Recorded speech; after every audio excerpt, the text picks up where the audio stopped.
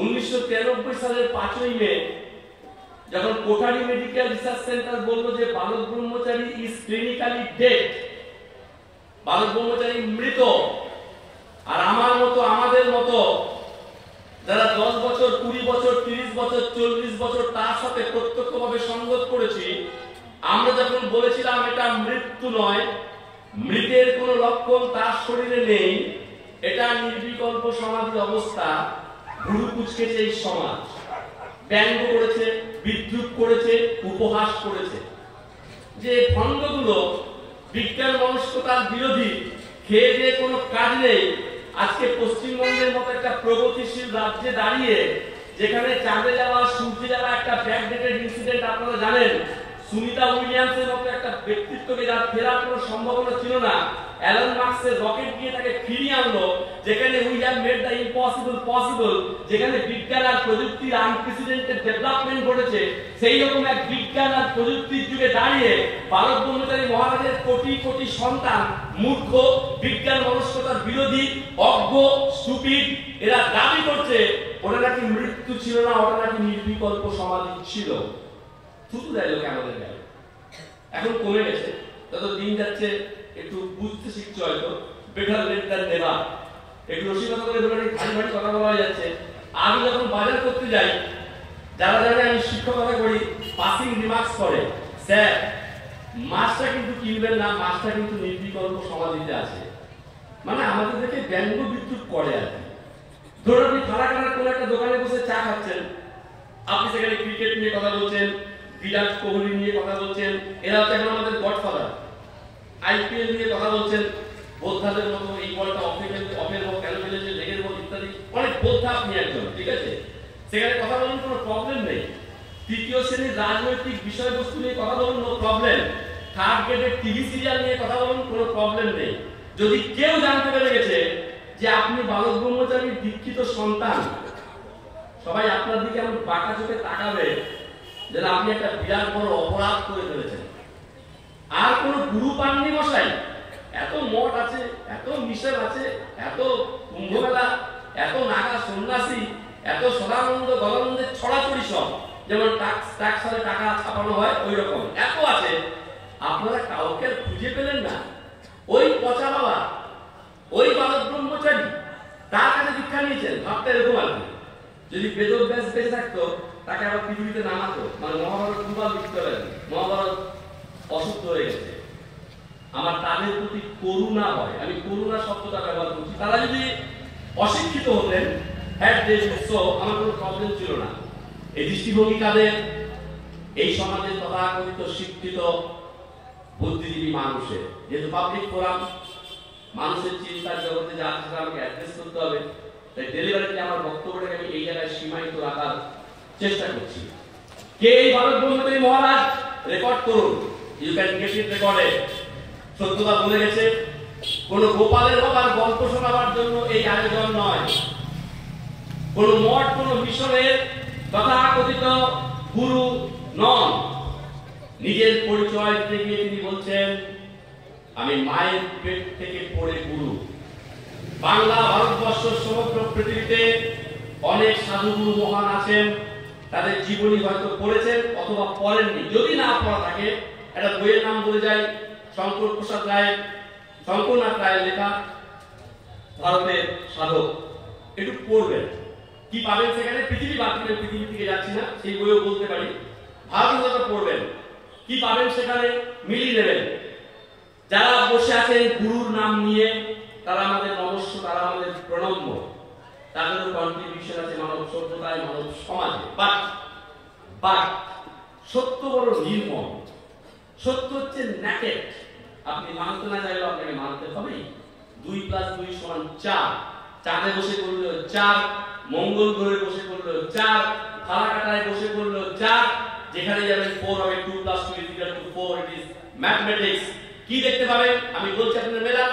যদি ভুল বলে এখানে বরণ করলেন, দেখলাম উত্তরীয় দিয়ে জুতোর মালা পড়ে যাবেন, আমার একটা কথা যদি ভুল ধরতে পারেন, এটা আমার অহংকার নয়, এটা আমার গৌরব। আমি ঠাকুরের কাছে এটা শিখেছি। And I have been groomed in that way around. কি দেখতে পাবেন? দেখবেন তারা পৃথিবীতে এসে 10 বছর, 20 বছর, 30 বছর, সাধনা করেছে সত্যকে জানার জন্য। ঘর ছেড়েছে, গেরুয়া বসন পড়েছে, কৃচ্ছ সাধন করেছে, সাধনা করেছে, পাহাড়ে গেছে, গুহায় গেছে, জঙ্গলে গেছে, সিদ্ধি লাভ করেছে। তারপর তাদের নামকরণ করা হয়েছে। অস্বীকার করতে পারবেন? আমি নাম ধরে বলতে পারি, আমি বলবো না। অস্বীকার করতে পারবেন? পারবেন না। তাদের কথা বাদ দিন। ভগবান বুদ্ধদেব, আমি পাবলিক ফোরামে সব জায়গায় এগুলো পাবেন আমার বক্তব্যে, কিছু রিপিটেশন, কিন্তু সত্য, তাই রিপিটেশনটা আমার একটা বাধ্যতা, আমার কম্পালসারি আমাকে রিপিট করতে হয় কথাগুলো। ভগবান বুদ্ধদেবের জীবনী পড়ুন, কি পাবেন?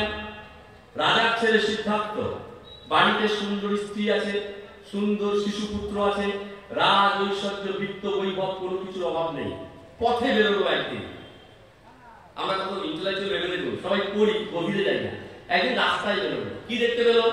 একদিন দেখতে পেলো জড়া ব্যাধিগ্রস্ত একজনকে, আরেকদিন দেখতে পেলো একটা মৃতদেহ নিয়ে চারজন যাচ্ছে। এই দৃশ্যগুলো দেখে ভগবান বুদ্ধদেবের মনে প্রশ্ন জাগলো, তাহলে এটাই যদি আলটিমেট এইম হয় জীবনের, তাহলে আসলে জীবনটা কি?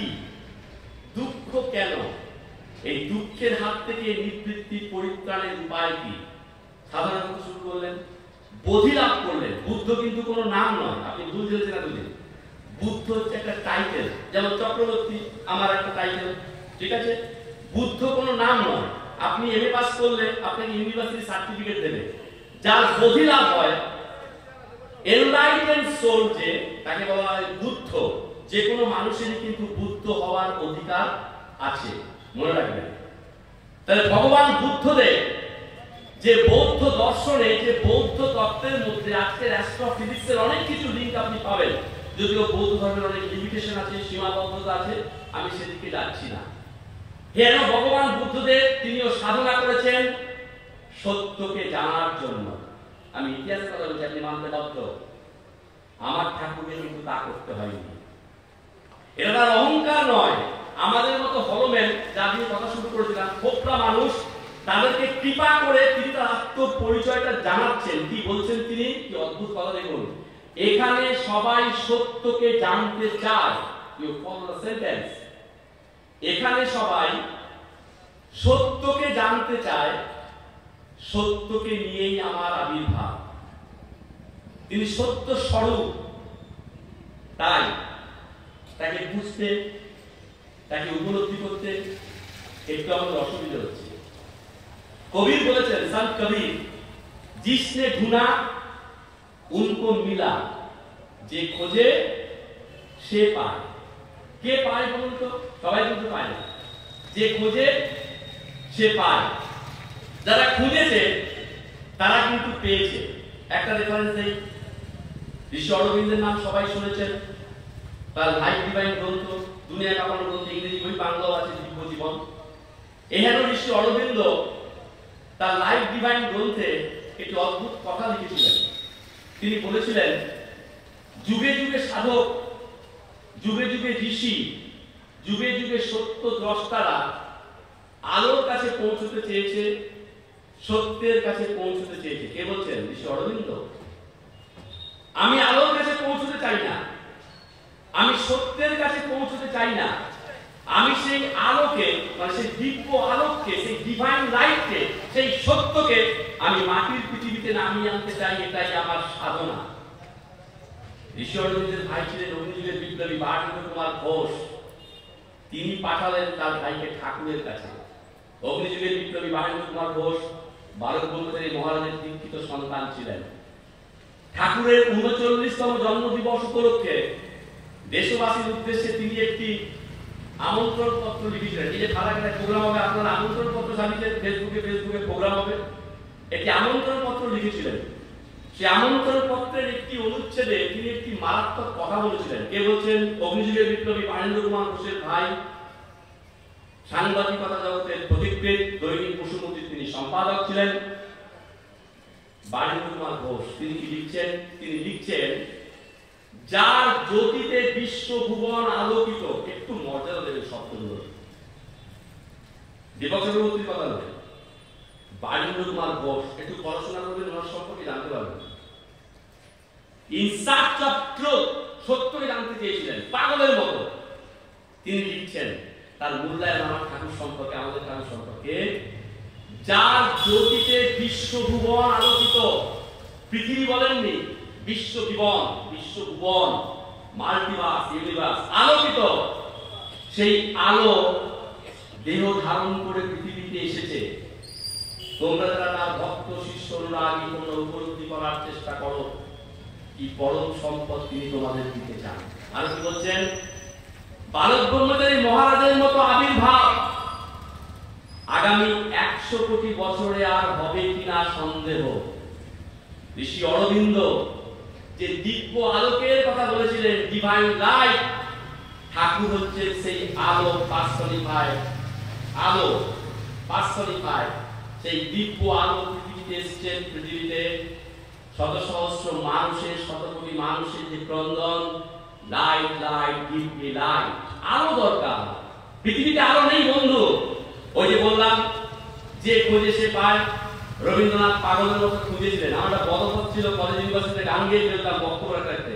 দামি দামি সোনা অলঙ্কারে নিজেকে ধৌত করতে চাননি রবীন্দ্রনাথ। কোটি কোটি ধন সম্পত্তিতে নিজেকে ধৌত করতে চাননি রবীন্দ্রনাথ। কি চেয়েছিলেন? আলোকের ঝর্ণা ধারায় স্নাত হতে। আলো দরকার পৃথিবীতে। কবি জীবনানন্দ বলছেন, সম্মুখে কোনো আলো নেই, চারদিকে অন্ধকার, জানি না কোথায় যেতে হবে। কি হাল করেছি আমরা এই পৃথিবী, ভাবতে পারেন? আপনারা বিজ্ঞানের কথা বলেন, স্টিফেন হকিন্স, আইনস্টাইনের পরে বিজ্ঞানের জগতের বেদাত বার্তা বলা হয় স্টিফেন হকিন্সকে। সেই স্টিফেন হকিন্স মৃত্যুর কিছুদিন আগে তিনি বলছেন, এই গ্রহে আর থাকা যাবে না, আমাদের অন্য কোন গ্রহে আশ্রয় খুঁজতে হবে। এই রেজাল্ট, এই হার আমরা করেছি। কে দেবে আলো? রবীন্দ্রনাথ লিখলেন, অন্ধজনে দেহ আলো, মৃতজনে দেহ প্রাণ। কে দেবে আলো? কে দেবে প্রাণ? আমেরিকান কবি হুইটম্যান লিখলেন, captain O my captain, drive my ship in proper direction. হে ক্যাপ্টেন, তুমি আমাদের জাহাজটিকে সঠিকভাবে পরিচালিত করো। ক্যাপ্টেন কোথায়? মানব সভ্যতার ক্যাপ্টেনকে নাম বলুন। কে দেখাবে আলো? কে দেখাবে পথ? আগামী দিনের মানব সভ্যতার অভিমুখ কোন দিকে? নাথিংনেস, মুছে যাবো আমরা পৃথিবী থেকে। কে দেখাবে আলো? এই আলো দেখাবার জন্যই তার কিন্তু পৃথিবীতে আসা। 5 বছর 3 মাস বয়স থেকে তিনি দীক্ষা দিচ্ছেন। ভুলে যাবেন না, কোনো কাঁচা গল্প নয়, সত্যতা ছুঁয়ে গেছে। পৃথিবীর প্রত্যেকটা সাবজেক্টের ইতিহাস হয়। ইতিহাসের ইতিহাস, ভাষার ইতিহাস, সাহিত্যের ইতিহাস, দর্শনের ইতিহাস, বিজ্ঞানের ইতিহাস, ইচ এন্ড এভরি সাবজেক্ট, প্রত্যেকটি সাবজেক্টের ইতিহাস হয়। সেরকম মানব সভ্যতায় আধ্যাত্মিকতার ইতিহাসের পাতা উল্টিয়ে কেউ দেখাতে পারবেন? যেটা 5 বছর 3 মাস বয়সের একটা শিশু দীক্ষা দিচ্ছে কাকে? ত্রিপুরার ময়নামতি পাহাড়ের বিখ্যাত সুফি সাধক গনাই ফকিরকে, যার বয়স তখন প্রায় 174-178 বছর। যে স্কুলে ঠাকুর পড়তেন, যে পাঠশালায় ঠাকুর পড়তেন, তাকে শুনবেন। ঠাকুরের নিজের ভাইপো মহানন্দ এসেছেন, তাকে শুনবেন তার কাছে। যে পাঠশালায় ঠাকুর পড়তেন, যে স্কুলে ঠাকুর পড়তেন, সেই পাঠশালার পণ্ডিত, স্কুলের শিক্ষক তার উদ্দেশ্যে বলছেন, আমরা তোমাকে জগতের ইতিহাস, ভূগোল, বিজ্ঞান পড়িয়েছি, তুমি আমাদের পরমার্থের সন্ধান দাও। এরা যথেষ্ট এটা বোঝার জন্য বালক ব্রহ্মচারী কে। আমি শিক্ষকতা করি, কিন্তু আজও আমি আমার প্রফেসরের সঙ্গে দেখা হলে, আমার শিক্ষকদের সঙ্গে দেখা হলে তাদেরকে আমি প্রণাম করি। এটাই হচ্ছে দস্তুর, এটাই হচ্ছে নিয়ম, এটা হচ্ছে ডেকোরাম। আমাকে আমার স্টুডেন্টরা প্রণাম করে, এটা হচ্ছে নিয়ম। আপনারাও করেন। But a contrary happened in his life. ঠাকুরের ক্ষেত্রে কিন্তু তা ঘটেনি। যে প্রাইমারি স্কুলে ঠাকুর পড়তেন, যে পাঠশালায় ঠাকুর পড়তেন, যে স্কুলে ঠাকুর পড়তেন, সেই স্কুলে তখনকার দিনের শিক্ষক ভেবে দেখবেন, তখনকার দিনের শিক্ষা জগতে কোয়ালিটিভ চেঞ্জ ছিল, গুণগত পরিবর্তন। এখন তো পরিমাণগত পরিবর্তন এসছে। এখন শিক্ষা জগতে যেটা এসছে পরিমাণগত পরিবর্তন। প্রমাণ, একটা মাস্টার ডিগ্রি ছেলেকে লেটার লিখতে বলুন, চিঠি লিখতে বলুন, 1000টা ভুল বেরিয়ে যাবে। পাস করে গেছে। মাধ্যমিকে ইংলিশে 80% মার্কস আছে, উচ্চ মাধ্যমিকে ইংলিশে 90% মার্কস আছে। রামেরা 2 ভাই ইংরেজি কি বলে থরথর করে কাঁপে, উত্তর দিতে পারছে না। এই হচ্ছে লেভেল। মানে কোয়ালিটিভ চেঞ্জ নেই, গুণগত পরিবর্তন আসেনি শিক্ষা জগতে। আমি দায়িত্ব নিয়ে বলছি, আমি বোর্ড এক্সামিনার, আর one research person of British Council of India, আমি দায়িত্ব নিয়ে কথাটা বলছি। গুণগত পরিবর্তন আসেনি, পরিমাণগত পরিবর্তন এসেছে। আর আমি যে সময়টার কথা বলছি, হ্যারিকেন নিয়ে খুঁজতে হতো গ্রামে কটা মাস্টার ডিগ্রি আছে, গ্রামে কটা গ্র্যাজুয়েট আছে, সেই সময়কার কথা বলছি, ক্লিয়ার? সেই তখনকার দিনের পাঠশালার পণ্ডিত, স্কুলের শিক্ষক তার উদ্দেশ্যে বলছেন, আমরা তোমাকে ইহজগতের ইতিহাস, ভূগোল, বিজ্ঞান পড়িয়েছি, তুমি আমাদের পরমার্থের সন্ধান দাও। ভাবতে পারেন ঠাকুরের বাড়ি থেকে স্কুলের দূরত্ব 5 মিনিট, ঠাকুরের পৌঁছতে লাগতো প্রায় 1.5 ঘন্টা। ওই রাস্তাতেই ভক্ত শিষ্য সবাই।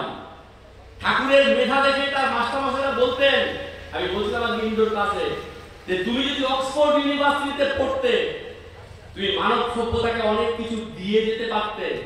ঠাকুর সেদিন তার স্যারদের উদ্দেশ্যে বলছিলেন যে স্যার, আমাকে কোনো মাস্টারমশাই পড়ায় না, মাস্টারমশাইরা আমাকে প্রণাম করে, তাই তিনি বালক ঠাকুর, তাই তিনি বালক গোসাই। আমরা স্ট্যাম্প মারিনি, এখানে আধ্যাত্মিক জগতে স্ট্যাম্প মারা চলছে। I am sorry if I hurt your sensibility, but once again I repeat, সত্য বড় নির্মম।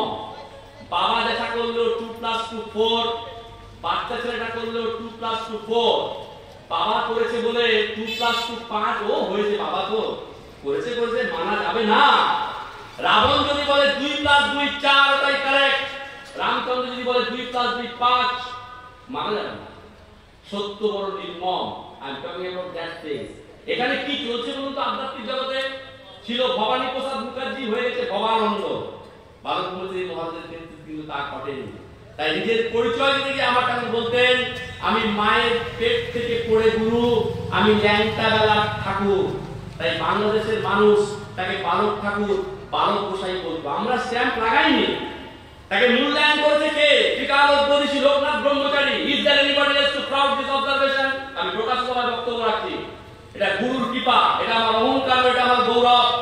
Is there anybody else? Please raise your hands. দাঁড়িয়ে বলুন আপনি ভুল কথা বলছেন। যদি প্রমাণ করতে পারেন, জুতোর মালা পরাবেন।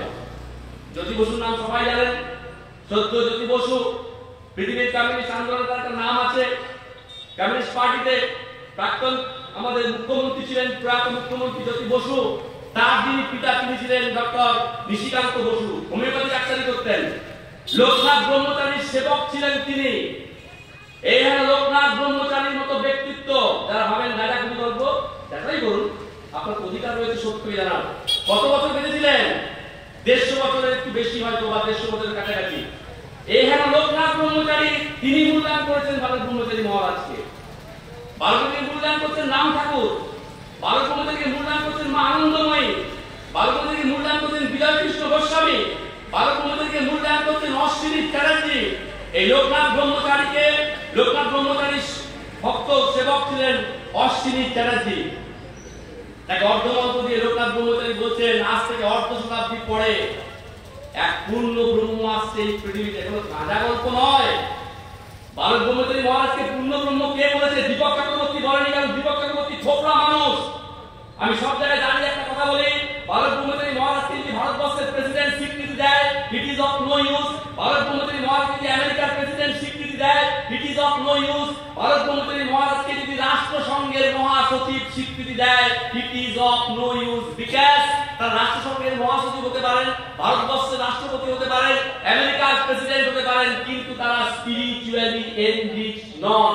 তারা আধ্যাত্ম জগতে তাদের সাবজেক্ট নয়।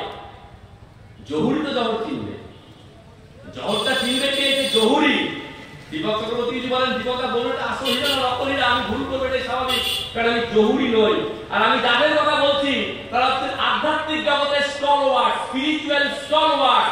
ওই যে আমি বললাম ত্রিকালোদ্বোধী লোকনাথ ব্রহ্মচারী, ভারতবর্ষ নয় পৃথিবীর শ্রেষ্ঠ স্পিরিচুয়ালিস্ট একজন।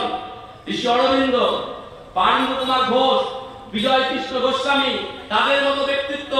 লোকনাথ ব্রহ্মচারী বলছেন অশ্বিনী চ্যাটার্জিকে, একটা তথ্য দেবো আপনাদের, যাচাই করে নেবেন। লোকনাথ ব্রহ্মচারী বলছেন অশ্বিনী চ্যাটার্জিকে, যে আজ থেকে অর্ধ শতাব্দী পরে পূর্ণ ব্রহ্ম আসছে পৃথিবীতে, যে তোমাকে পূর্ণ মন্ত্র দেবে। ঠাকুরের মায়ের তখন জন্ম হয়নি।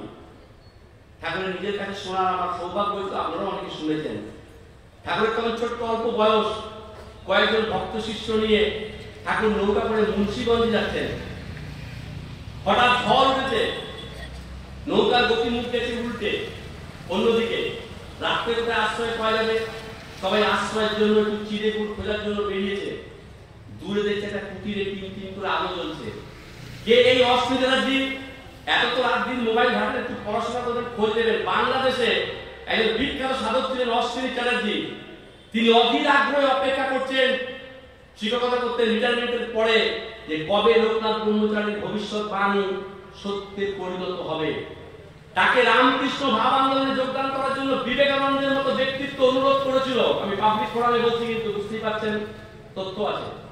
বিবেকানন্দের মতো ব্যক্তিত্ব অশ্বিনী চ্যাটার্জিকে অনুরোধ করেছিল, আপনি রামকৃষ্ণ মিশনে যোগদান করুন। He refused it straight forward. তিনি জাননি, তিনি বলছেন না, পূর্ণ ব্রহ্ম আসছে, আমি তার অপেক্ষা করছি। এক ঝড়ের রাতে অদ্ভুত ঘটনাচক্রে ঠাকুরের সঙ্গে তার পরিচয়। ঠাকুর বলতেন নিজের মুখে, কেন? ঢাক বাজাবার জন্য না, আত্মপরিচয় দেওয়ার জন্য। ঠাকুর নৌকায় বসে আছেন, ভক্ত শিষ্যরা গিয়ে কুটিরে টোকা দিয়েছে, দরজা খুলে বেরিয়ে এসেছেন অশ্বিনী চ্যাটার্জি। কি ব্যাপার, তোমরা কারা? না, আমরা মুন্সিগঞ্জ যাচ্ছি, আমাদের গুরুদেব রয়েছেন। কে তোমাদের গুরুদেব? উনি তো খুঁজছেন, একটু একটু বাতাস বইলে পাতা নদীর হাতে এই বোধহয় তিনি এলেন। সবসময় একটা তার মধ্যে সার্চ আছে। অশ্বিনী চ্যাটার্জি ছুটতে ছুটতে এসেছেন পাগলের মতো নদী ঘাটে। ঠাকুর বসে আছেন নৌকায়, দেখে ঠাকুরের কাজ করছেন, অশ্বিনী তোমার অর্থমন্ত্র পূর্ণ করে নেবে না? ভেবে দেখবেন। তাই বাংলাদেশের মানুষ থেকে বালক ঠাকুর বালক গোসাই করে রাখতো। It's a $1 million thought provoking question, সমাজতাত্ত্বিক প্রশ্ন, যে বালক ব্রহ্মচারী মহারাজ সারা জীবন মানব সভ্যতাকে শিখিয়ে গেছেন, ধর্ম চোখ বুঝে থাকা নয়, ধর্ম মঠ নয়, ধর্ম মন্দির নয়, ধর্ম গির্জা নয়, ধর্ম কুম্ভ মেলায় ডুব দেওয়া নয়, পুণ্যের আশায় ধর্ম মানে যাগযজ্ঞ নয়, পশু বলি নয়, মা বাবাকে কাঁদিয়ে গেরুয়া বসন করা নয়, মস্তক মুন্ডন করে মিশনে কোনো আশ্রমে যাওয়া নয়, ধর্ম মানে চরণ দুখানি বাড়া হয়ে চরণ ধোয়া জল খাওয়া নয়, ধর্ম মানে শনি রাহু কেতু নয়, ধর্ম সম্পূর্ণ বিজ্ঞান ভিত্তিক, ধর্ম সম্পূর্ণ যুক্তি ভিত্তিক, ধর্ম সম্পূর্ণ বাস্তব ভিত্তিক। এই অসীম অনন্ত মহাকাশের মতো, চন্দ্র সূর্যের মতো স্বচ্ছ, যিনি সারা জীবন মানব সভ্যতাকে শেখাতে চাইলেন হিংসা নয় প্রেম, সাম্প্রদায়িকতা নয় সম্প্রীতি, মানুষকে ভালোবাসো। তিনি সারা জীবন মানুষকে মানবতার মন্ত্রে দীক্ষিত করতে চাইলেন। এই বালক ব্রহ্মচারী মহারাজ কি অপরাধ করেছেন যার জন্য এই সমাজবদ্ধ মানুষের এত নেগেটিভ চিন্তাধারা তার সম্পর্কে? তার অপরাধ একটাই, তিনি যদি এখানকার ভাষায় কথা বলতেন, আমি তোমাদের গুরু, আমি চরণ দুখানি বাড়ি দিলাম, তোমরা আমার চরণ ধোয়া জল খাও, তাহলে কোনো সমস্যা ছিল না। বালক ব্রহ্মচারী মহারাজ যদি বলতেন, আমি তোমাদের গুরু, সোমবার এই শিষ্যের বাড়ি যাবো, মঙ্গলবার ওই শিষ্যের বাড়ি যাবো, তাহলে কোনো সমস্যা ছিল না। বালক ব্রহ্মচারী মহারাজ বলতেন, আমি তোমাদের গুরু, আমাকে অর্থ দাও, বস্ত্র দাও, ফলমূল দাও, তাহলে কোনো সমস্যা ছিল না। বালক ব্রহ্মচারী মহারাজ বলতেন, তোমাকে শনিতে ধরেছে, রাহুতে ধরেছে, যজ্ঞ করতে হবে লক্ষ লক্ষ টাকা, তোমার শনি রাহু দোষ আমি কাটিয়ে দেবো, তাহলে কোনো অপরাধ ছিল না। বালক ব্রহ্মচারী মহারাজ যদি বলতেন, আজকে এই আশ্রম প্রতিষ্ঠা করবো, পরশুদিন ওই মঠ প্রতিষ্ঠা করবো, কোনো অসুবিধা ছিল না। বালক ব্রহ্মচারী মহারাজ যদি বলতেন, এসো আমার ভক্ত শিষ্যরা, আমার সঙ্গে সঙ্গে পূর্ণ কুম্ভে ডুব দিতে চলো, আমার সঙ্গে গয়া চলো, আমার সঙ্গে কেদারনাথ বদ্রীনাথ চলো, হ্যাঁ his holiness done all sorts of things, এগুলো তিনি যদি করতেন তাহলে কোনো সমস্যা ছিল না। তার অপরাধ, তিনি একটি কোটি টাকার প্রশ্ন তুলে দিয়েছেন যা আপনাকে ভাবাবে। যদি আপনি সুস্থ হন, অবশ্য সবাই তো মেন্টালি সুস্থ নয়, যদি আপনি মেন্টালি সুস্থ হন তাহলে বালক ব্রহ্মচারী মহারাজের এই মৌলিক প্রশ্নটা আপনাকে ভাবাবে। কি বলছেন তিনি? তিনি বলছেন যে সমাজে এত ধর্ম, অস্বীকার করতে পারবেন, হিন্দু ধর্ম, মুসলমান ধর্ম, খ্রিস্টান ধর্ম, বৌদ্ধ ধর্ম, জরথুস্ত্রের ধর্ম, ব্রাহ্মণের ধর্ম, চন্ডালের ধর্ম, যে সমাজে এত রাজনৈতিক মতবাদ, যে সমাজে এত স্কুল, এত কলেজ, এত ইউনিভার্সিটি, যে সমাজে এত কবি, এত সাহিত্যিক, এত দার্শনিক, এত বিজ্ঞানী, এত ঐতিহাসিক, যে সমাজে এত নোবেল লরেট, এত কিছু আছে যে সমাজে, সেই সমাজটার এই ভিখারি চেহারা হলো কেন? বলুন, ভাবায় না? এই তো মাধ্যমিকের রেজাল্ট বেরোবে, 1-2 মাস পরে উচ্চ মাধ্যমিকেরও রেজাল্ট বেরোবে। ফালাকাটা, যেহেতু ফালাকাটা এসছি তাই বলছি, এই রেজাল্ট বেরোবার পর যদি দেখেন আপনার ছেলে বা মেয়ে ইংরেজিতে 0 পেয়েছে, বাংলায় 3 পেয়েছে, একজন সচেতন অভিভাবক হিসেবে, একজন সচেতন অভিভাবিকা হিসেবে আপনি প্রশ্ন করবেন না? ভালো স্কুলে পড়াচ্ছি, ভালো মাস্টারমশাই দেখেছি, ভালো টিউশন দিয়েছি, ভালো ভালো বই কিনে দিয়েছি, তা সত্ত্বেও কেন রেজাল্ট খারাপ হলো? আপনি কিন্তু এই প্রশ্ন করবেন।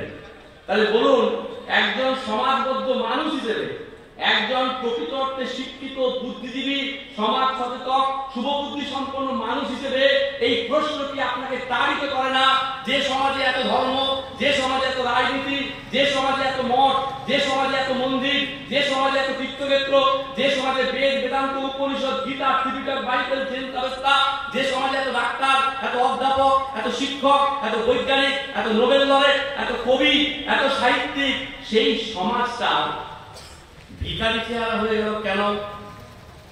ভাবায় আপনাকে? বলুন, ভাবতে পারেন? আমি যে মানুষের জন্য, মানুষ যে মানুষের জন্য, আপনাকে মনে করিয়ে দিতে হচ্ছে যে মানুষ মানুষের জন্য একটু সহানুভূতি দেখান না। পাশের বাড়ি খেতে পেল কিনা, পাশের বাড়ির অভাব আছে কিনা, পাশের বাড়ির বয়স্ক মানুষটা ওষুধ পেল কিনা, আমি কেন বলার করতে যাবো? ভাবলে যাও, তুমি আর আমি আর আমাদের সন্তান, আজকাল সেটাও বাদ যাচ্ছে। স্বামী আলাদা ঘর, স্ত্রী আলাদা ঘর, সন্তান আলাদা ঘর, সব টুকানো রয়ে গেল সমাজ। ভাবুন, এই রেজাল্ট, এই প্রাপ্তি, এত ধর্মের, এত রাজনীতির, এত কবিতা, এত সাহিত্য, এত নোবেল লরেট, থরে থরে সাজানো রবীন্দ্রনাথ, থরে থরে সাজানো শেক্সপিয়ার, থরে থরে সাজানো দান্তে, থরে থরে সাজানো ফ্রয়েড, থরে থরে সাজানো মোজেস। কেন? আমি শিক্ষিত, আমি বুদ্ধিজীবী, যেগুলো আমার বাড়িতে কত বই আছে, আছে, ঠিক আছে। রেজাল্ট বলুন তো, এটা কোন সমাজ? কি সমাজ রেখে যাচ্ছি আমরা আগামী প্রজন্মের জন্য? একটু ভাবুন। 5 বছরের শিশু, অঙ্গ প্রত্যঙ্গের বিকাশ ঘটেনি, যৌনতা কাকে বলে জানে না, তাকে ধর্ষণ করছে 80 বছরের বৃদ্ধ। আপনি দাবি করছেন আমরা সভ্য? পৃথিবী এগোচ্ছে, ভাববেন। পাশের বাড়ির বাচ্চাটা দুধ খেতে পারছে না, আপনি পোলাও বিরিয়ানি খাচ্ছেন, আপনি নাকি মানুষ? ভাববেন। সারা জীবন বাবা মা কষ্ট করে সন্তানটাকে মানুষ করলো। নচিকেতার গান হাততালি দিয়ে সবাই আমরা নচিকেতার গান শুনে। বাড়িতে আসিতেন, কুকুর রাখার জায়গা আছে, বৃদ্ধ বাবা মাকে রাখার জায়গা নেই। Is it the result? এখানেই বালক ব্রহ্মচারী মহারাজের মৌলিক তত্ত্ব। কেন মিলল না অঙ্কটা? বলুন, বলতে পারবেন, আপনি উত্তর দিতে হবে। কেন ব্যালেন্স শিট মিলছে না? আমার সভ্যতার অঙ্ক মিলছে না কেন? একটাই মাত্র কারণ। ঠাকুর বলছেন যে মহান উদ্দেশ্যে এই সৃষ্টি, যার জন্য তুমি পৃথিবীতে এসেছিলে, যার জন্য এত আয়োজন, বেমালুম ভুলে গেছো। ভুলে গেছেন? ও খাবো দাবো মজ করবো, 60, 70, 80 জীবন। আমি বলি পাবলিক কোরআন, জীবনের লক্ষ্য কি? বাকিরা কি গান গেয়েছে? বোম্বাই से आया मेरा दोस्त, दोस्त को सलाम करो, खाओ पियो मौज करो। अरे खाओ खाओ मौज करो, মরবো মশাই। আরে খাই আপনি মশাই ভালো করে। এই তো আমাদের ফিলোসফি জীবনে, বলুন না, অস্বীকার করতে পারবে? এই জন্য এসেছি পৃথিবীতে। বালক ব্রহ্মচারী মহারাজ বলছেন যে পথিক, অনেক বই পাঠ করেছো, ভাগবত পাঠ করেছো, গীতা পাঠ করেছো, চণ্ডীপাঠ, কীর্তন, হেনা তেনা সব। আত্মজিজ্ঞাসার মাধ্যমে নিজেকে প্রশ্ন করে দেখো তো, তুমি এলে কেন? ঘটনা, বাজারে পটল কিনছি, 10 টাকার জায়গায় যদি 15 টাকা চায়, আপনি প্রশ্ন করছেন কেন? কালকে 10 টাকা দিয়ে পটল কিনতে 15 টাকা গেল, আপনি প্রশ্ন করছেন। আপনি জীবনের সব ক্ষেত্রে প্রশ্ন করছেন, সব ক্ষেত্রে বিবেচনা কাজে লাগাচ্ছেন, সব ক্ষেত্রে বুদ্ধিবৃত্তি কাজে লাগাচ্ছেন, সব ক্ষেত্রে ইচ্ছা শক্তি কাজে লাগাচ্ছেন, সব ক্ষেত্রে বিশ্লেষণী মনটাকে কাজে লাগাচ্ছেন। বাট জীবনে চলার পথে মিলিয়ে দেখেছেন অঙ্কটা মিলছে না কেন? শান্তিতে আছেন কেউ? লোকে হাত দিয়ে বলুন না, স্পিকটা করুন। কেউ শান্তিতে আছেন? একটাও না। সব দাউ দাউ করে চলছে। জন্ম থেকে মৃত্যু, সকাল থেকে রাত, ওপরে কসমেটিক। কেন মিলল না অঙ্ক? বলুন। বালক ব্রহ্মচারী মহারাজের এখানে মৌলিক কথা বলছেন যে মহান উদ্দেশ্যে তুমি এসেছিলে পৃথিবীতে, ভুলে গেছো ঘটনা। এই যে মাতৃগর্ভ থেকে এলাম পৃথিবীতে, ওয়া ওয়া করতে করতে জন্ম থেকে মৃত্যু কিসের সাধনা করলাম? একটু মেলাবেন, জীবন দর্শন বলে। একটু শান্তি, একটু সুখ, একটু তৃপ্তি, এর বাইরে কিছু আছে? আপনি ফালাকাটা ঘুরে, উত্তরবঙ্গ ঘুরে, পৃথিবী ঘুরে এমন একটা লোককে খুঁজে বার করুন, এটাই বলে বিশ্বজনীন তত্ত্ব। এটা আমাদের গৌরব। বালক ব্রহ্মচারী মহারাজের তত্ত্ব আর্কিটাইপাল, বিশ্বজনীন। কি সেন্সে? এই সেন্সে যে এই তত্ত্বটা ফালাকাটার মানুষের ক্ষেত্রে যেমন প্রযোজ্য, আফ্রিকা সুদূর গহন অরণ্য যেখানে এত সূর্যের আলো পৌঁছায়নি সেখানকার মানুষের ক্ষেত্রে প্রযোজ্য, সর্বজীবের ক্ষেত্রে প্রযোজ্য। ঠাকুর বলছেন পথিক, নিজেকে প্রশ্ন করো, জন্ম থেকে মৃত্যু, সকাল থেকে রাত, কি চাইলে? একটু শান্তি, একটু তৃপ্তি, একটু সুখ, একটু আনন্দ। অস্বীকার করতে পারবো কেউ? কিসের মাধ্যমে? বৃত্তির নিবৃত্তির মাধ্যমে। দেখে, শুনে, ঘ্রাণ নিয়ে, স্বাদে, স্পর্শে। এই পাঁচটা সেন্স অর্গান আছে আমার, তত্ত্ব বলছি। পাঁচটা সেন্স অর্গানের বাইরে কিছু নেই। এই পাঁচটা সেন্স অর্গানকে ঠাকুর বলছেন তুমি চাকরের মতো কাজে লাগাচ্ছ। যেমন বাড়িতে চাকরের মতো কাজে জল মা জানো, বাজার করো, দরজা বন্ধ করো, অর্ডার দেয়। আমরা সেরকম বৃত্তিগুলোকে আমরা চাকর বাকরের মতো খাটাচ্ছি। আমরা দেখে তৃপ্তি পেতে চাইছি, কানে শুনে তৃপ্তি পেতে চাইছি, স্বাদ নিয়ে তৃপ্তি পেতে চাইছি, স্পর্শে তৃপ্তি পেতে চাইছি, শ্রবণে তৃপ্তি পেতে চাইছি। একটু ভাবুন কি ইউনিভার্সাল তত্ত্বটা, তৃপ্তি তৃপ্তি তৃপ্তি তৃপ্তি তৃপ্তি, স্যাটিয়েশন স্যাটিয়েশন স্যাটিয়েশন, নাথিং এলস। পৃথিবীতে এমন এক লোককে খুঁজে বার করুন যিনি বলছেন আমার মনটা বড় খারাপ, কতদিন অতৃপ্তি নেই, কেউ বলে না। এমন এক লোক খুঁজে বার করুন যিনি বলছেন আমার মনটা বড় খারাপ, কতদিন অশান্তি হয়নি, কেউ বলে না। আমার মনটা বড় খারাপ, কতদিন অসুখ হয়নি, কেউ বলে না। সবাই কি বলে? একটু শান্তি, একটু সুখ, একটু তৃপ্তি, একটু আনন্দ। কিসের মাধ্যমে পেতে চাইছি? দেখে, শুনে, ঘ্রাণ নিয়ে।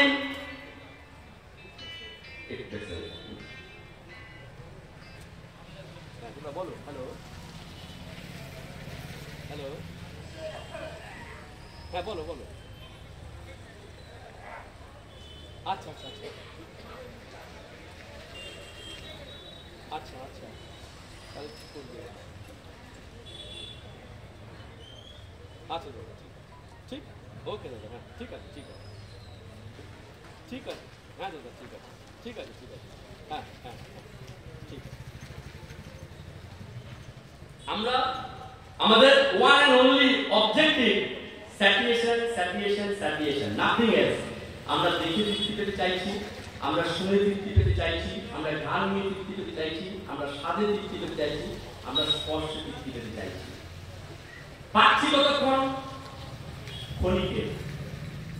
ক্ষণিকের জন্য তৃপ্তি পেলাম, শান্তি পেলাম, আনন্দ পেলাম, তারপরে আবার অতৃপ্তি, আবার অশান্তি, আবার অসুখ, আবার নিরানন্দ। বালক ব্রহ্মচারী মহারাজ বলছেন পথিক, কখনো ভেবে দেখেছো স্রষ্টা কেন তোমাকে ক্ষণিকের তৃপ্তিটা দিল, ক্ষণিকের শান্তিটা দিল? কেন দিল বলুন?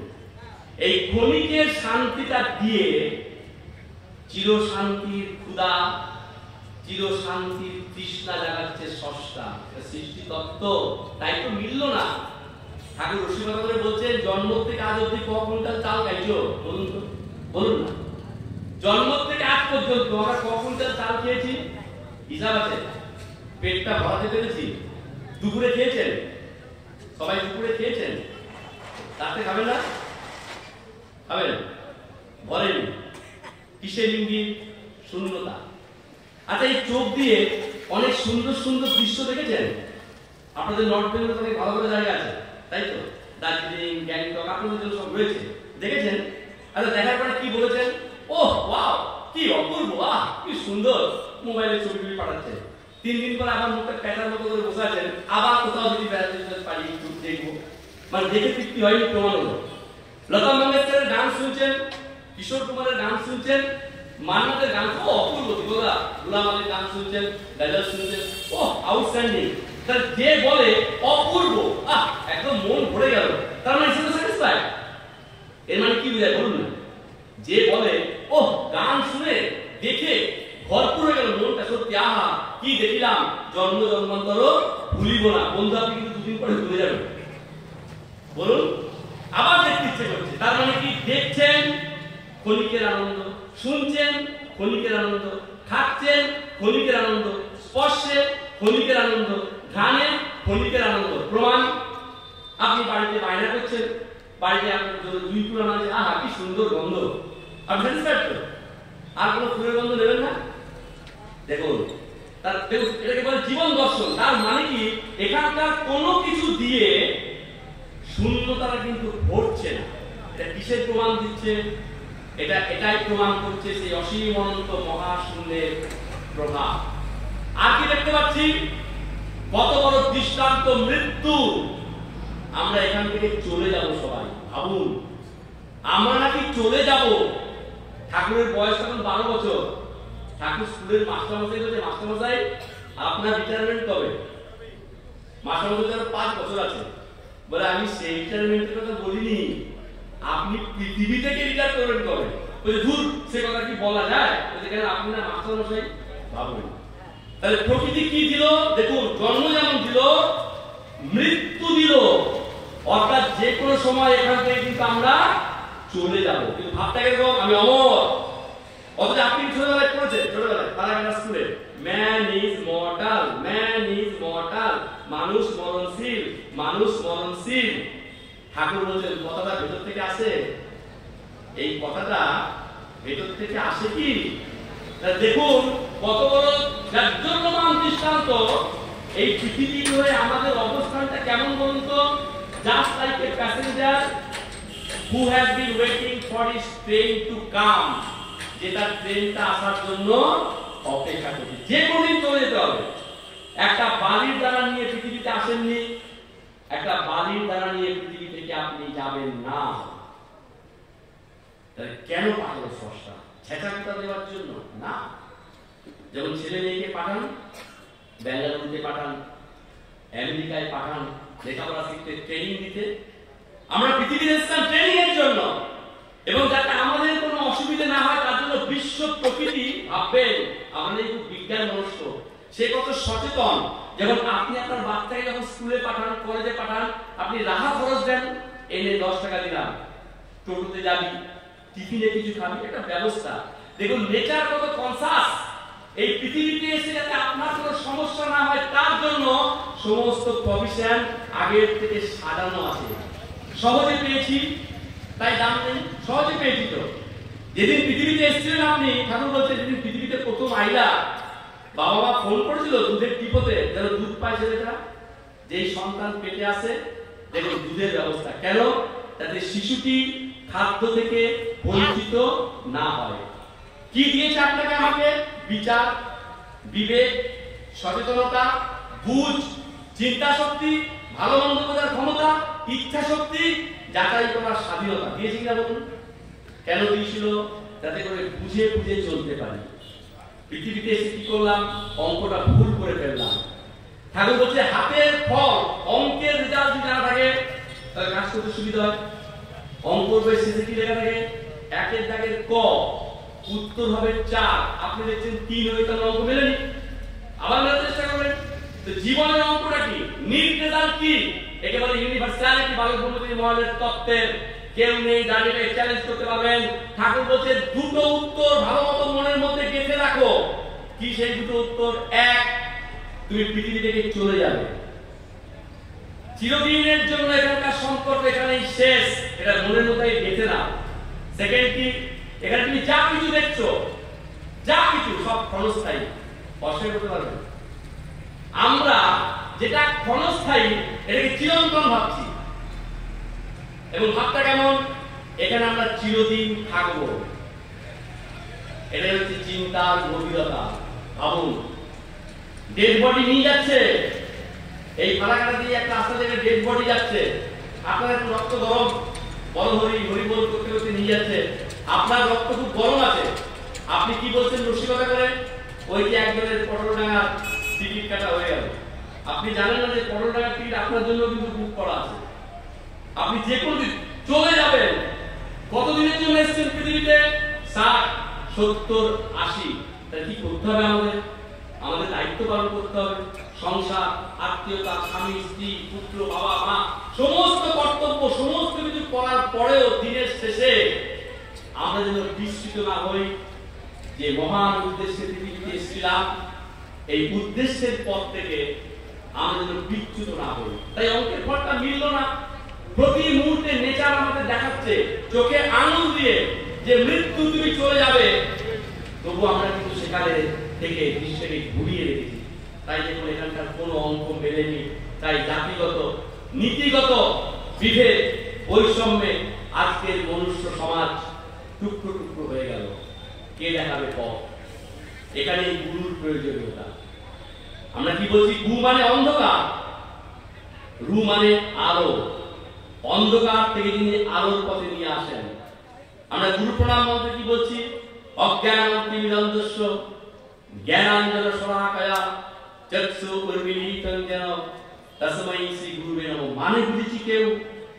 কিসের অজ্ঞানতা? আমি তো শিক্ষিত, আমরা তো সবাই শিক্ষিত। অজ্ঞানতা কিসে? এটাই অজ্ঞানতা।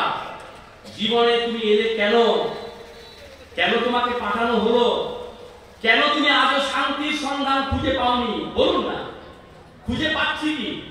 আমরা দায়ী নই। ঠাকুর বলছেন, বাবাজি মহারাজ বলছেন, এই যে তুমি শান্তি চাইছো, এই যে তুমি আনন্দ চাইছো, এই যে তুমি সুখ চাইছো, এই যে তুমি তৃপ্তি চাইছো, তুমি দায়ী নও। এটাই স্বাভাবিক। ভুলটা কোথায় করছো? বাছাইতে। চাওয়াতে কোনো ভুল নেই, আমরা বাছাইতে ভুল করে ফেলছি। মিলান ভাবছি গাড়ি বাড়ি টাকা পয়সা ধন দৌলত এগুলো হলেই বোধহয় শান্তি, এগুলো হলেই বোধহয় সুখ, এগুলো হলেই বোধহয় আনন্দ। একটু পড়াশোনা করুন। পৃথিবীতে সব থেকে ঘুমের ওষুধ কোথায় বিক্রি হয়? আমেরিকায়।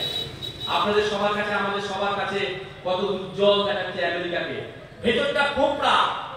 কে কার বাবা, কে কার মা, কে কার ছেলে, কোনো ঠিকানা নেই। একটা উচ্ছৃঙ্খল জীবন। সব নেশা করে পড়ে আছে রাস্তায়, কোনো গ্যারান্টি নেই। অদ্ভুত সমাজতত্ত্ব আমেরিকায়। আমার ছাত্রছাত্রী রয়েছে, আমি ওদের কাছে খবর পাই, আপনারা পেপার টেপার পড়েন, জানবেন। দূর থেকে দেখছেন আসলে চাঁদকে, যতক্ষণ পৃথিবী থেকে দেখছেন চাঁদ সুন্দর, যখন চাঁদের মধ্যে ঢুকে যাবেন না, তখন দেখবেন সুকান্তের কথাটা বড় সত্য বলে মনে হচ্ছে। পূর্ণিমার চাঁদ যেন ঝলসানো রুটি। এটা হচ্ছে হার্ড রিয়েলিটি। আমরা যেভাবে জীবনটাকে দেখে অভ্যস্ত, জীবন সেরকম নয়। আমরা এখানকার গাড়ি বাড়ি টাকা পয়সা ধন দৌলতের মধ্যে যে খুঁজতে চাচ্ছি, লক্ষ্য করে দেখুন, যেটা পেলে মনে করছেন আনন্দ পাবো, শান্তি পাবো, সুখ পাবো, তার মধ্যে নিরানন্দ, তার মধ্যে অসুখ, তার মধ্যে অশান্তি, তার মধ্যে অস্বস্তির বীজ কিন্তু লুকিয়ে আছে। তাহলে আমাদের কি কর্তব্য? আমাদেরকে গুরুর নির্দেশিত পথ, গুরু যে পথে আমাদেরকে নিয়ে যেতে চাইছেন, ওই সেটা ফলো আমাদের সেটা লক্ষ্য করতে হবে। এবং এই যে কথাটা অজ্ঞানতিমিরন্ধস্য জ্ঞানাঞ্জন শলাকায়া চক্ষু উন্মীলিতং যেন তস্मै শ্রী গুরুবে নমঃ। কে হতে পারে গুরু? গুরু হওয়ার অধিকার কার আছে? দীক্ষা দেওয়ার অধিকার কার আছে? মানব সমাজের ট্র্যাজেডি কোথায় জানেন? আমরা যাত্রার রাজাকে আর প্রকৃত রাজাকে আমরা এক করে ফেলেছি। ছোটবেলায় যখন যাত্রা দেখতে যেতাম, যাত্রা হচ্ছে, তখন ছোট ছিলাম, যাত্রা চলছে, মঞ্চে ঢাল তরোয়াল নিয়ে রাজা যুদ্ধ করছে, আমি রাজা, হাসছে সবাই, অবাক বিস্ময়ে রাজাকে দেখছে। রাজা, মঞ্চের রাজা। যখন যাত্রা শেষ হতো, গ্রিন রুমে চলে যেত সবাই, গ্রিন রুমের পর্দা সরাতাম, ছোটবেলায় উঁকি দিয়ে দেখতাম, এতক্ষণ যে রাজার অভিনয় করছিল, সে একটা ছেঁড়া লুঙ্গি করে বসে বসে বিড়ি খাচ্ছে। তখন বুঝিনি, পরে বুঝেছি যে মঞ্চের রাজার সাথে প্রকৃত রাজা আকাশ পাতাল ফারাক। মানব সভ্যতার ট্র্যাজেডি এখানে। আমরা প্রকৃতকে চিনতে পারি না।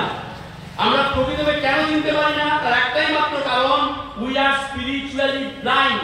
আমরা অন্ধ, আমরা জানি না। তো বলবেন, কে বলবো আমরা অন্ধ? এই তো দেখতে পাচ্ছি। হ্যাঁ, আপনি দেখতে পাচ্ছেন। আচ্ছা বলুন তো, এখান থেকে 10 কিলোমিটার দূরে এখন কি ঘটছে আপনি দেখতে পাচ্ছেন কি? আপনাদের চোখের পাওয়ার রয়েছে, দেখতে পাচ্ছেন না কেন? আপনি কালা, কে বললো আমি কালা? কে বললো কালা? আমি তো শুনতে পাচ্ছি। তাহলে বলুন, এই মুহূর্তে আমেরিকায় কি গানটা বাজছে আপনি শুনতে পাচ্ছেন? শুনতে পাচ্ছেন না তো। কে বললো আমার ধ্যান শক্তি নেই? আমি বিভিন্ন পারফিউমের গন্ধ পাচ্ছি, রান্নার গন্ধ পাচ্ছি, ফুলের গন্ধ পাচ্ছি, কিন্তু এখান থেকে ধরুন 50 মাইল দূরে কিসের গন্ধ আছে আপনি পাচ্ছেন? তাহলে আপনার চোখ আছে, আপনার কান আছে, আপনার ধ্যান শক্তি আছে, থাকা সত্ত্বেও আপনি পারসিভ করতে পারছেন না কেন? তার কারণ এদের একটা লিমিটেশন আছে, এদের একটা সীমাবদ্ধতা আছে। মুক্ত পুরুষ, দিব্য পুরুষ, ডিভাইন লাইট যখন পৃথিবীতে আসে, সে তখন আমাদের মতো অন্ধদের হাতটা ধরে। ওই যে গানটা গেয়েছি, গভীর যায় না, আমার হাত ধরে তুমি নিয়ে চলো সখা, আমি যে পথ চিনি না। We are child like. আমরা শিশুর মতো। আমরা আজ অব্দি জানতে পারিনি কি পেলে, কি বুঝলে, কি চাইলে সমস্ত চাওয়া, সমস্ত পাওয়া, সমস্ত বুঝ স্তব্ধ হয়ে যাবে। এই ঠিকানা দিতে পারে গুরু। আমরা যেন ভুল না করি।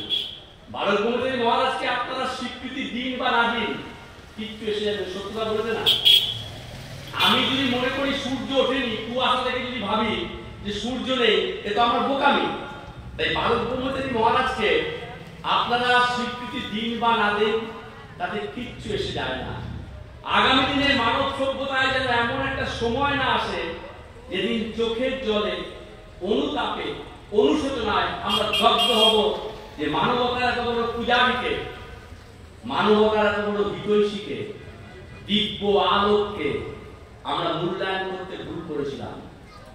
পাবলিক মিটিং একটা কথা বলি, ছোটবেলায় দেখবেন ছড়া পড়ানো হয়, ওগুলো আমরা ছোটদের ছড়া বলে গুরুত্ব দেই না। কি নাম ছড়াটা? Had I taken care of my teeth, আমি যদি আমার দাঁতগুলোর যত্ন নিতাম।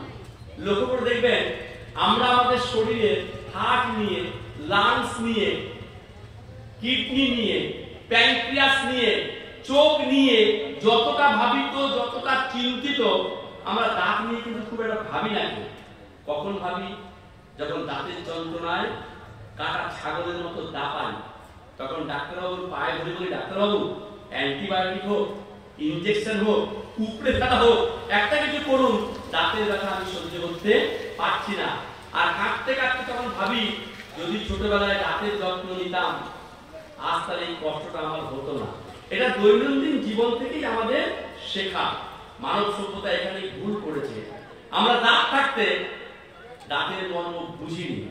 হারাকাটার মানুষ culturally, socially, politically well inform. Cordially speaking, আমি অনুরোধ করে যাচ্ছি আপনারা তো অনেক বই পড়েন, অনেক পেপার পড়েন, একটু সত্যকে জানার জন্য, একটু যুক্তিনিষ্ঠ হওয়ার জন্য, একটু সত্যের কাছে পৌঁছবার জন্য প্রকৃত শিক্ষিত মানুষের মতো ইন্টেলেকচুয়াল বালক ব্রহ্মচারী মহারাজের জীবনীটা, তার তত্ত্ব দর্শন পড়ুন। যদি আপনি জীবন জিজ্ঞাসার উত্তর পান, গ্রহণ করবেন, তাহলে ডাস্ট দিনে ছুড়ে ফেলে দেবেন। আমার বক্তব্যের এক জায়গায় আমি এটা বোঝাবার চেষ্টা করেছি, আমাদেরও কিন্তু একটা সোশ্যাল স্ট্যাটাস আছে, সময় কাটাবার অনেক মাধ্যম আছে। মাই হ্যান্ডস আর ফুল। আমরা যারা এসছি কলকাতা থেকে, মেদিনীপুর থেকে, আমাদেরও কিন্তু ব্যস্ততা রয়েছে, বাট স্টিল উই কেম। এখানে এসছি কেন? দেখুন এখানে কোনো প্রণামী বাক্স নেই, দেখাতে পারবেন যে আপনারা কিছু দান ধ্যান করুন না। কেন এই অনুষ্ঠান জানেন? একটা মাত্র $1 মিলিয়ন থট প্রভোকিং কোয়েশ্চেন আপনাদের চিন্তার জগতে প্রচিত করার জন্য, যে মেথোডোলজিতে, যে প্রক্রিয়ায় বালক ব্রহ্মচারী মহারাজকে মূল্যায়ন করেছেন, সেই প্রক্রিয়াটা, সেই মেথডটা, সেই প্রসেসটা সঠিক আছে তো? তাকে মূল্যায়ন করতে ভুল করছেন না তো? দীর্ঘায়িত বক্তব্যে যাব না, আপনারা অনেকক্ষণ ধরে বক্তব্য শুনছেন। I am grateful to all of you. আমি একটা আউটসাইড অফ মাই স্পিচ আমি বলেছি যে বালক ব্রহ্মচারী এমন একটা subject, we are time driven, আমরা সময় তাড়িত, এত অল্প সময়ে বিশাল একটা সাবজেক্ট, ওয়াইড এক্সপেন্সিভ সাবজেক্ট ব্যাখ্যা করা সম্ভব নয়। আমি বিদায় নেওয়ার আগে, এটা আমার একটা ব্যাড প্র্যাকটিস বলতে পারেন, আমি সব জায়গায় একটা গল্প বলি, এই গল্পটা বলি আমি বিদায় নেব। একটা মৌমাছির সাথে একটা গুবরে পোকার বন্ধুত্ব ছিল। আমি এতক্ষণ ধরে যা যা বলে গেলাম, এই টোটাল সিনপসিসটা এই গল্পের মধ্যেই ধরা আছে। আমি অনেক গল্প জানি, আমার ঝুলিতে অনেক গল্প আছে, বাট ডেলিভারেটলি এই গল্পটা বলে আমি তৃপ্তি পাই। কেন জানেন? ছোটবেলা থেকে সবাই শেখায় সত্যকে জানো। আমি আমার কৈফিয়ত দিয়ে দিচ্ছি, তারপর আমি ছোট গল্পটা বলে আমি কলিং রেটে আমি শেষ করবো। ছোটবেলা থেকে সবাই আমাদের শিখিয়েছে সত্যকে জানো। ঘটনা যে চোর চোরই রামপট্ট করে জীবন কাটায়, সেও কিন্তু চায় না তার ছেলে মেয়েটা মিথ্যাচারী হোক, সেও চায় তার ছেলে মেয়ে সত্যকে জানুক।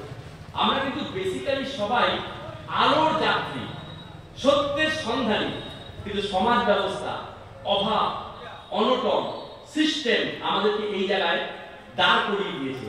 কিন্তু বেসিক্যালি আমরা প্রত্যেকেই কিন্তু সত্যকে জানতে চাই। দুর্ভাগ্য কোথায় জানেন? আমাদের কেউ শেখায়নি কিভাবে সত্যকে জানতে হয়। It's very interesting. সবাই বলে সত্যকে জানো, কথাটা একটু মজা হবে, এটা আমার কথা, একটা ফ্রয়েডের কথা। সবাই বলে সত্যকে জানো, কেউ কিন্তু বলে না কিভাবে। আমি যে গল্পটা বলবো, এই গল্পে আপনি উত্তরটা পাবেন যে কিভাবে সত্যকে জানতে হবে।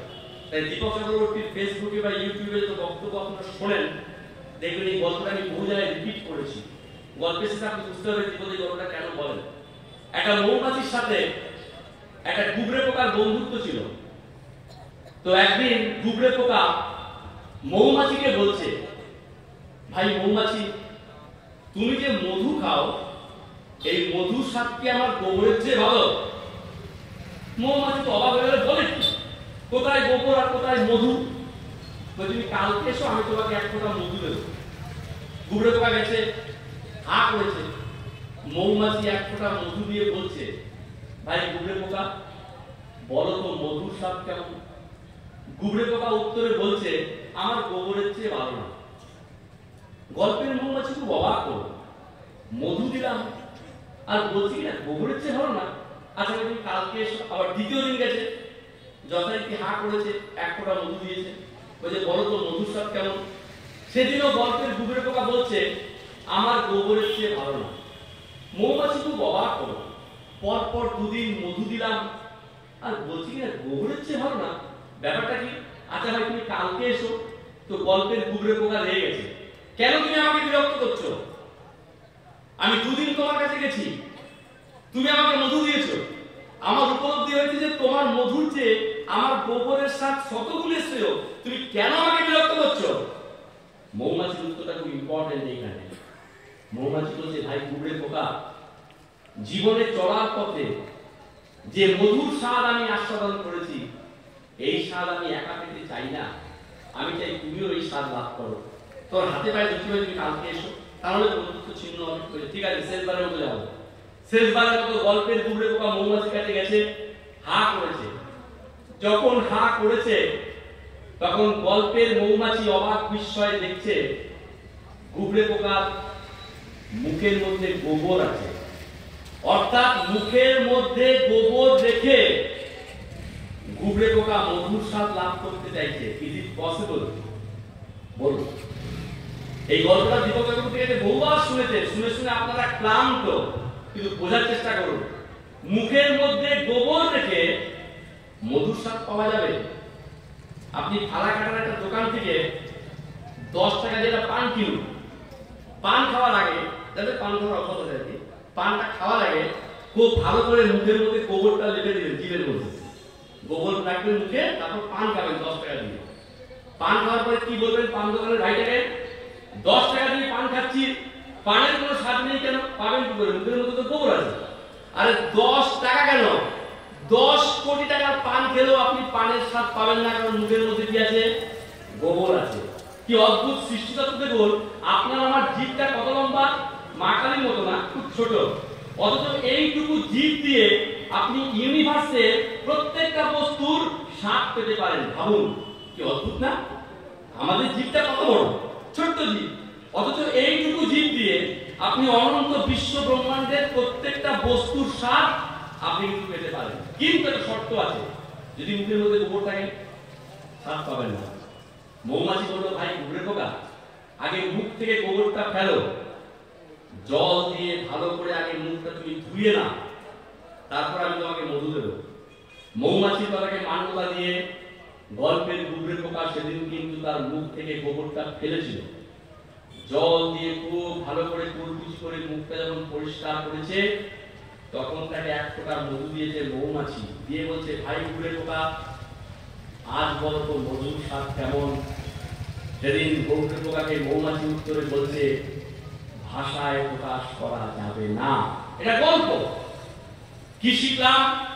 এই সমাজের প্রতিটি মানুষ আমরা সবাই গুবরে পোকার মতো, আমরা মুখের মধ্যে গোবর রেখে মধুর স্বাদ পেতে চাই। ব্যাখ্যায় যাই, এই সমাজবদ্ধ প্রতিটি মানুষ যারা দাবি করে, বিশেষ করে in particular we are intellectual, we belong to intellectual faculty, আমরা শিক্ষিত, আমরা বুদ্ধিজীবী, আমরা বড় যোদ্ধা, আমরা পণ্ডিত, তারা তাদের মননে, তাদের চিন্তায়, তাদের চেতনায়, তাদের বৌদ্ধিক স্তরে, তাদের যুক্তিবাদী মানসিকতায় যুগ যুগান্তের নেতিবাচক দৃষ্টিভঙ্গির গোবর, ঠাট্টা, ব্যঙ্গ, বিদ্রুপ, উপহাসের গোবরগুলোকে আগে রেখে দিয়েছে। রেখে দিয়ে বালক ব্রহ্মচারী নামক সত্য মধুটাকে স্বাদ লাভ করতে চাইছে। Is it possible? মেলা বালক ব্রহ্মচারী চোর, বালক ব্রহ্মচারী বিধবার সম্পত্তি অপহরণ করেছে, বালক ব্রহ্মচারী নেতাজির নাম ভাঙিয়ে খায়। এই তো এই গোবরগুলো কে পতিত করেছে আপনার চিন্তার জগতে বলুন? এখানকার তথাকথিত সংবাদপত্র, এখানকার গণমাধ্যম। বলুন তো বন্ধু, মিডিয়ার কাজ কি? আমি শিখবো আপনাদের কাছে। বলুন, আমার অনেক ছাত্র সাংবাদিক আছে, আমার অনেক বন্ধু সাংবাদিক আছে, ভালো ভালো জায়গা। আমি শিখবো আপনাদের কাছে। বলুন, এই যে সকালবেলা আনন্দবাজার পড়েন, সকালবেলা প্রতিদিন পড়েন, সকালবেলা বর্তমান পড়েন, সকালবেলা গণশক্তি পড়েন, টাইমস অফ ইন্ডিয়া পড়েন, হিন্দুস্তান টাইমস পড়েন, দ্য এশিয়ান এজ পড়েন, টেলিগ্রাফ পড়েন, এই যে পেপারগুলো সকালে চা খেতে খেতে পড়েন, পেপারগুলোর কাজ কি বলুন তো? সুচিত্রা সেন বেলভিউ নার্সিং হোমে কিসের পায়েস খেয়েছে এই গল্প করা? Not necessarily. সচিন তেন্ডুলকারের কটা কুকুর আছে? Not necessarily. ডোনা গাঙ্গুলি কোথায় নাচে স্কুল উদ্বোধন করতে যাচ্ছে? Not necessarily. এগুলো আমরা খাই খবরগুলো, এটা খবর নয়। এই সংবাদপত্রগুলোর কাজ, সাংবাদিক বন্ধুদের কাজ বস্তুনিষ্ঠ সত্য সংবাদ পরিবেশন করে সমাজবদ্ধ মানুষের চেতনার জগৎটাকে সমৃদ্ধ করা। তাই তো ছাত্র জীবনে রচনা শেখানো হয় গণচেতনার বিকাশে সংবাদপত্রের ভূমিকা। এই বড়দা লাইন একটু গভীরে যান। আমি দাবি করছিলাম আপনি শিক্ষিত বাবারা। আমরা ছাত্রদের এসে লিখতে দেই গণচেতনার বিকাশে সংবাদপত্রের ভূমিকা। মানে সংবাদপত্রের কাজ কি? সত্য, সঠিক, বস্তুনিষ্ঠ সংবাদ পরিবেশন করে সমাজবদ্ধ মানুষকে জানিয়ে দেওয়া এটা সত্য, এটা মিথ্যা, এটা ঠিক, এটা ভুল, এটা ন্যায়, এটা অন্যায়। কিন্তু কি চলে? ইউরো জার্নালিজম ইংলিশে বলি, হলুদ সাংবাদিকতা। কোনদিনও পেপারে বালক ব্রহ্মচারী মহারাজের ঐতিহাসিক পরিচয়, মৌলিকত্বে ভরা জীবন, তার বিশ্বজনীন তত্ত্বের একটা লাইন কেউ খুঁজে পেয়েছেন? কেউ খুঁজে পাননি। এই প্রতিত করেছে চিন্তার জগতে গোবরগুলো, যে বালক ব্রহ্মচারী বিধবার সম্পত্তি অপহরণকারী রাজনীতিবিদদের মতো কথা বলে, নেতাজির নাম ভাঙিয়ে খায়। বিদায় নেওয়ার আগে আমি হাত জোর করে একটা আবেদন রেখে যাচ্ছি, এই গোবরটাকে সরিয়ে দিন। ভালো করে জল দিয়ে মুখটা কুলকুচি করতে বলেছিল মৌমাছি কুকুরে পোকাকে। আমি জল দিয়ে কুলকুচি করতে বলবো না, আমি যুক্তির জল দিয়ে, সত্যকে জানার জল দিয়ে, প্রকৃত বস্তুনিষ্ঠ বিষয়কে জানার জল দিয়ে আপনার মনটাকে আগে ভালোভাবে নিরপেক্ষ করুন, স্বচ্ছ করুন। সত্যকে জানার আকুলতায় ব্যাকুলতায় ভরিয়ে একটু জানার চেষ্টা করুন কে এই বালক ব্রহ্মচারী মহারাজ, কি তিনি বলতে চাইছেন, তার তত্ত্ব, তার পথ, তার আদর্শ, তার মতাদর্শ, তার নির্দেশ, তার চিন্তা ভাবনা, তার ধ্যান, তার ধারণা আজকের এই সংকটাপন্ন পৃথিবীর ক্ষেত্রে কতটা প্রাসঙ্গিক। যুক্তি দিয়ে পান, মৌমাছি আর কুকুরে পোকার গল্পের মতো বলবেন দিনের শেষে, ভাষায় প্রকাশ করা যাবে না। আগামী দিনে যেন এমন একটা সময় না আসে যেদিন চোখের জলে, অনুতাপে, অনুশোচনায় আমরা এই কথা বলবো নিজের সাথে যে আলো, দিব্য আলো, ডিভাইন লাইট পৃথিবীতে এসেছিল, আমরা তাকে চিনতে পারিনি, বুঝতে পারিনি, মূল্যায়নে ভুল করেছি।